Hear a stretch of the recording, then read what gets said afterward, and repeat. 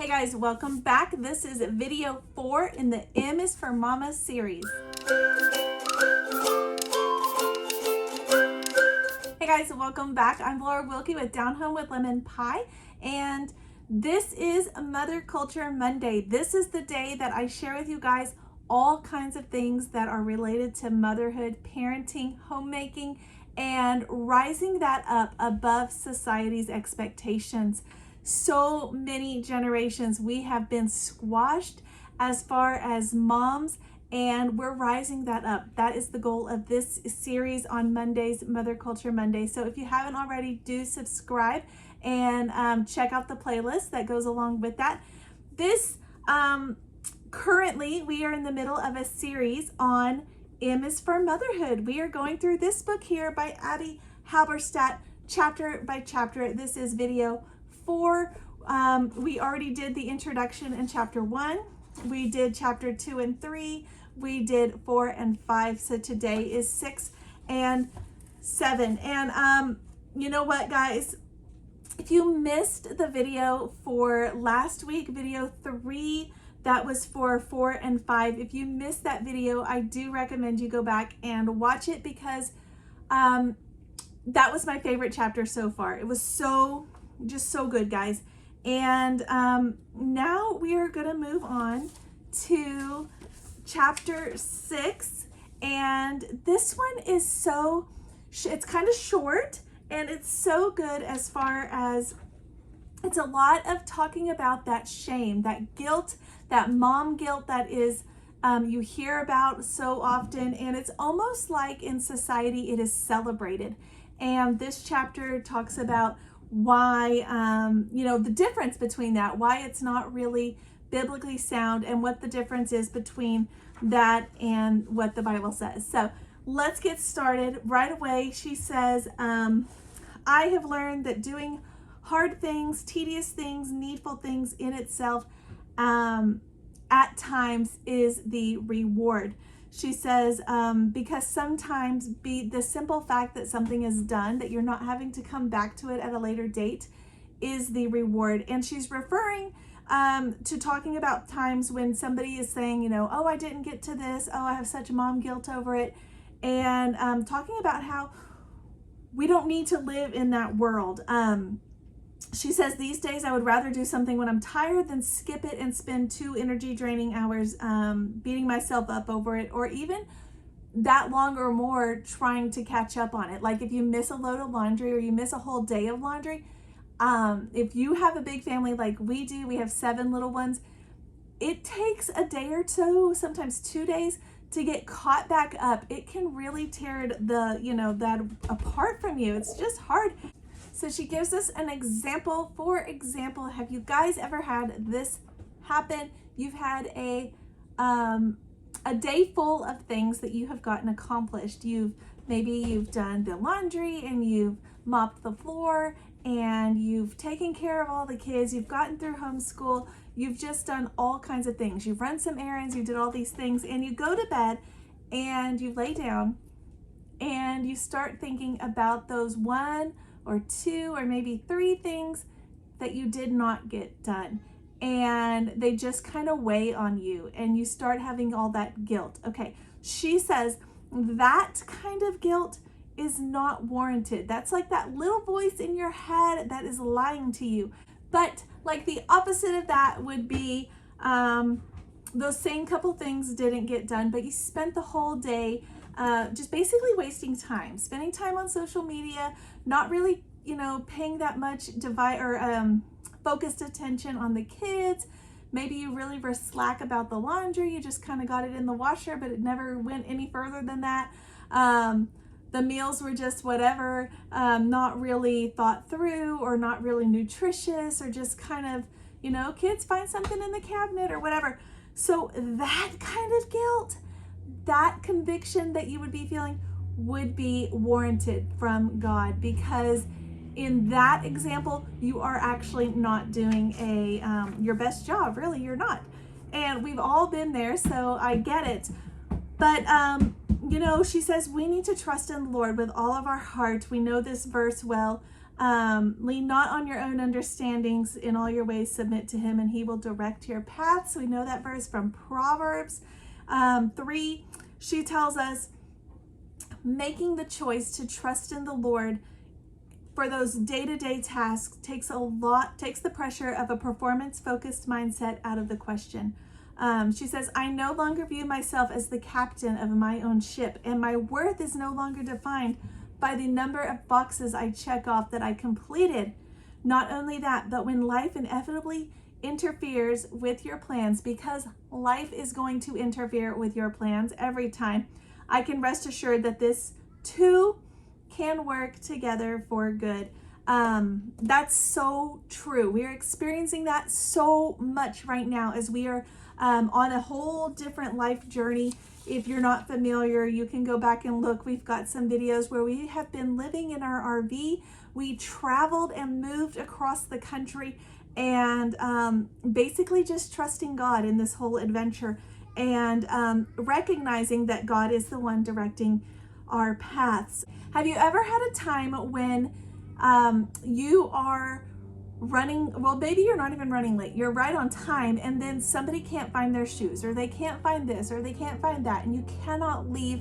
And I remember that meme where they said, the little meme that said, we can either all be on time or we can all have our shoes on. You can't have both. It's kind of like that, where you're finally on time, but somebody doesn't have something they need, or they're not ready, and suddenly now you're late. And she talks about kind of an example like that, and I feel this so much because we have been here so many times. And I do go back to that, well, maybe this is preventing us from whatever, like maybe we would have been involved in a car accident that was going to happen, or maybe we would have, whatever the situation is. I always trust God that whatever delays, those kind of hiccups that we feel are so inconvenient, but trusting God through those, and trusting that he is still guiding our path, even when things are not going the way we think that they should. And even little things, like maybe it's not even something as big as that, but maybe it's just an opportunity to teach your child the act of responsibility or something to that manner. So mom guilt, some examples. You worry you're not splitting your time evenly between your children. You feel guilty because your child's sick and you wonder if you could have prevented it. You feel guilty because you lost your temper again. You feel guilty because you don't really enjoy the age range or the stage that your child is in. You feel guilty because you're in a season of overwhelm. Maybe you have a bunch of little bitties and you just don't feel like you can do everything you used to be able to do. She has several other examples here, and it says, the good news is that although we are all born under the curse of sin and death, Christ took the full brunt of that curse on himself on the cross, and our debt is fully covered. We stand guiltless before the throne of grace. I love that. She says, so why are we sometimes so beset with mom guilt about things that we often have little control over? Ever been there? She says we often feel guilty because we are assuming a mantle of responsibility that was never meant to be ours. It was never meant to be ours. We are charging through our days with the assumption that God couldn't possibly care about all of the little things. When we fail to invite the Lord into every aspect of our daily grind, we leave ourselves open to Satan's attacks. So true. And she tells us, as we all know, Satan would have nothing better than to pump us full of lies. It was his very first way of tricking us in the very beginning, and it's still very, he still does it now. It still works. So I tell my kids this all the time. She even talks about how he's the father of lies. He loves nothing better than tangling us up in a web of shame and self-focus. Absolutely true. And it's so good to share these with your kids, because this is the kind of stuff that they can grow from now. So when they're adults, they are already able to deal with it. She says, the point is, We believe even the most outlandish untruths when we are not grounded in God's word. Oh my gosh, think of COVID, just COVID, like the chaos that went on with COVID. Were you grounded as far as God's got this, he's got this under control, or were you freaking out? Either way, it does not matter. But just think about that in your day-to-day lives. Like, how do you approach things when things get tricky? Do you feel like you can handle it, or you have to handle it? Because you don't. Often it's all God. We will always continue to fall short of God's glory every day. Exactly true. She says in 2 Corinthians 13, examine yourselves to see whether you are in the faith. Test yourselves, or do you not realize this about yourselves, that Christ Jesus is in you? Absolutely true. So we can acknowledge areas of improvement without sinking into despair. Yes, we can receive the timely admonishment of a friend without defensiveness. We can address blind spots without letting them define our worth. Yes, absolutely, guys. We all have things we need to work on.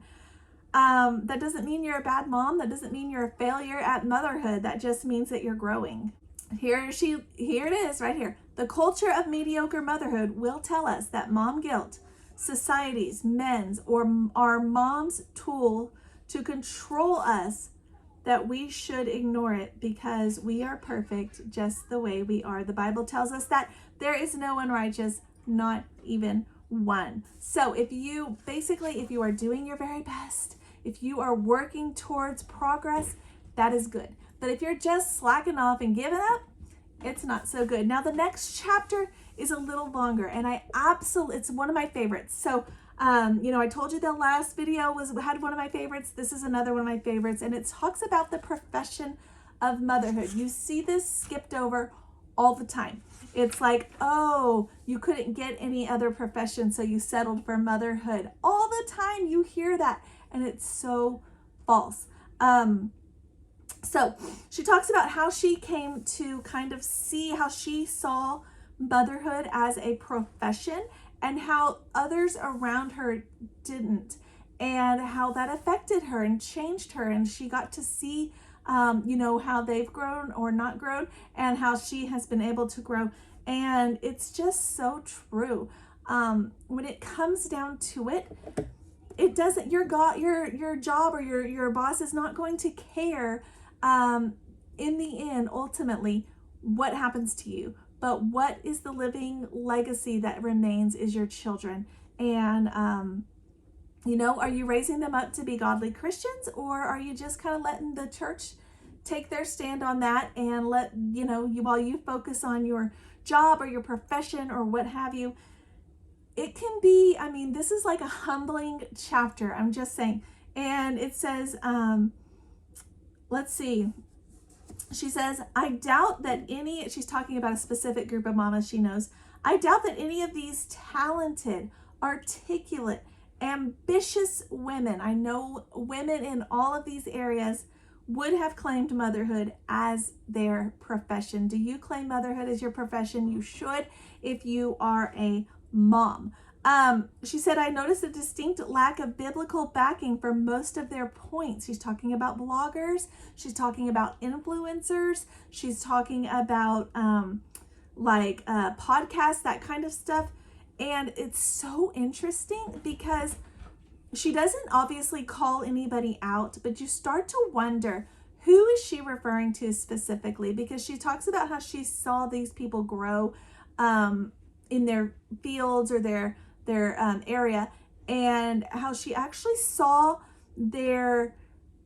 as their profession grew, as far as a blogger or a creator, an influencer, a podcaster, whatever, as they grew in that, she actually saw their biblical faith diminish. And that is so humbling. Like, this channel that I am running is not hugely successful. It is just a small little thing, like a little blip. But what I'm hugely proud of is motherhood, is taking care of my kids, raising them up, those 7 little ones. This is just like a way for me to encourage you guys. But that is so shocking. Like, I would never want this channel to be hugely successful if that was going to be the result. And she says, many of their comments bore an eerie resemblance to those attitudes of either apathy or defiance that I described as mediocre in the first chapter. It's shocking. So it's just one of those things. She said, let's see. She says she had a dream. This is interesting too. She said she had a dream in her heart to write a book and to help others kind of in their journey through motherhood or whatever. And she talks about how she has this dream, but when it started, her kids were so little, she really couldn't pursue it.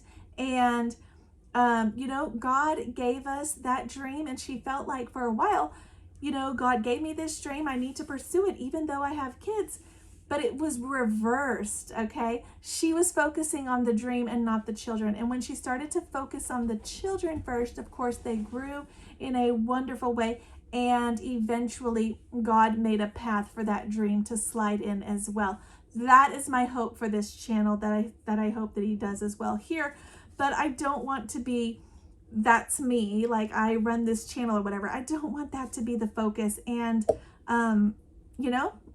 that is one of the reasons actually why we kind of backed off. If you've been following me for a while, even last year, I was doing a Us Homeschool Wednesday series on Wednesday, and we kind of backed off on that because I was noticing it kind of overtaking our lives, and I wanted to back up a little bit. So that is why we have kind of put that series on pause for now. We may or may not pick it up later, but for now it just wasn't the right time, so we put it on pause.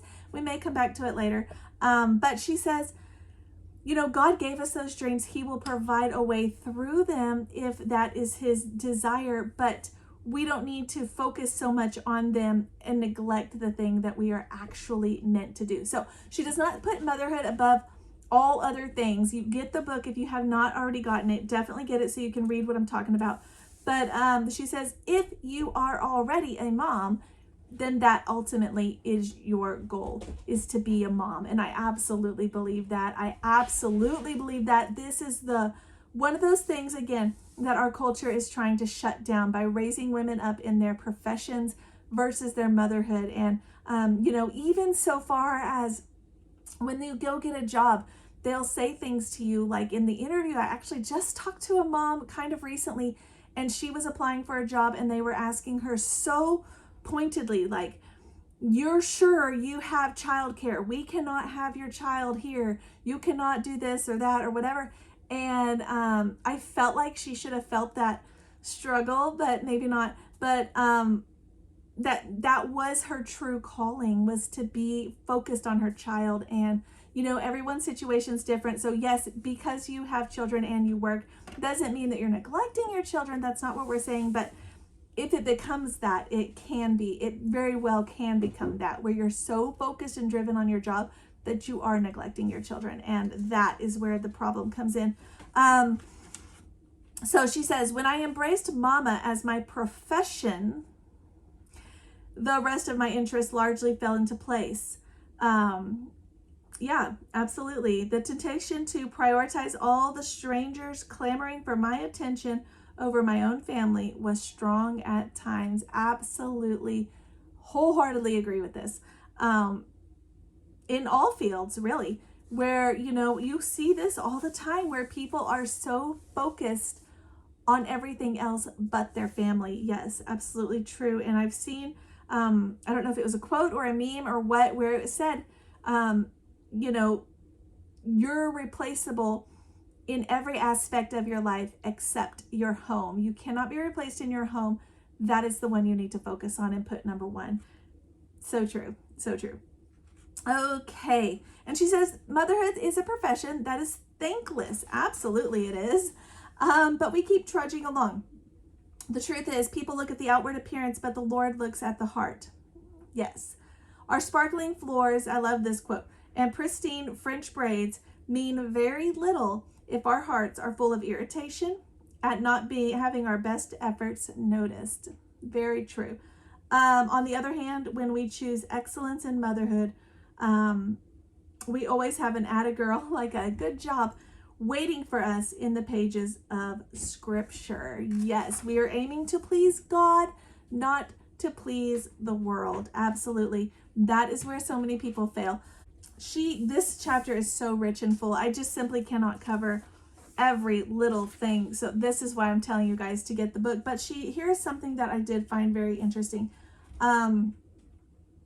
She talks about finding other mamas and letting them pour into you who are also biblical mamas. Yes, if you already are a mother, then no other profession you can claim during your primary season of mothering can trump that as your job as a mama. Absolutely agree. Nothing else has the potential to impact the everlasting souls of these precious humans who have been entrusted to you. 100%. As much as the act of worship that is laying aside your own interests to focus on loving your family. Yes. She's not, again, like I said, she's not diminishing people who do not have children. That is a whole different thing. You know, what if, here's the part that's really going to get you. This is actually the reason that I changed some of the things I started doing in motherhood years ago. This is why I stopped wearing leggings and workout pants or PJ pants or whatever all day long, that kind of stuff. So what if you showed up late for work all the time? Like you had a real job. You dressed inappropriately all the time. You didn't pay attention when your coworkers were speaking. You responded rudely. You constantly complained. You indulged in frequent sarcasm. I told you this was going to get you. You belittled your boss. It's the same thing. Not giving your profession its due as unto the Lord. It's true. It's true. So, gosh, I wish this was like, I need this to be a meme, really. But yeah, it's because we don't see, or society doesn't see, mama or motherhood as a profession, as important as raising our children up well. And it totally is. You know, I'm even guilty of this. I'm not just, you know, trying to get onto you guys. I'm totally guilty of this, and I get it. I told you it's going to humble you. Our professional standards start at home with the people who live under our own roof. Yes. How we prioritize their needs and the attitudes we cultivate toward them speak volumes about how we define excellence in any area. Yes. Our children notice when we resent them or we treat them as seconds. Far from being proud of us for pursuing professions that dominate our attention, here it is. Our kids internalize our prioritizing career over them as a form of rejection. Yes. And they respond in a variety of negative ways. We must lose sight of the precious opportunity for eternal impact. Oh my gosh. I told you guys this was going to be a humbling video, and it totally is. That chapter 7 will get you guys. If you haven't already purchased this book, I encourage you to do so. All right. So that basically wraps up this video, guys. I hope you are enjoying this series that we are going through together. If you have not already, again, I encourage you to buy this book. It is available on Amazon. I want to say I paid like 13 bucks for it, and it is so good, guys. It's my highlighter book right now. I'm going through it, like I said, chapter by chapter with you guys, but it's one of those that you highlight and you want to go back and reread and reread and reread again. So, yeah, there is a playlist, if you haven't already seen it, of videos for this series that I'm doing here. There's also one for Mother Culture Monday and Homeschool Fellowship Friday. So if you have not already, do subscribe. And this Friday, I'm going to be talking about minimalist homeschooling supplies. What are the very basic things you need to get started? So thanks for watching, guys, and I'll see you next time.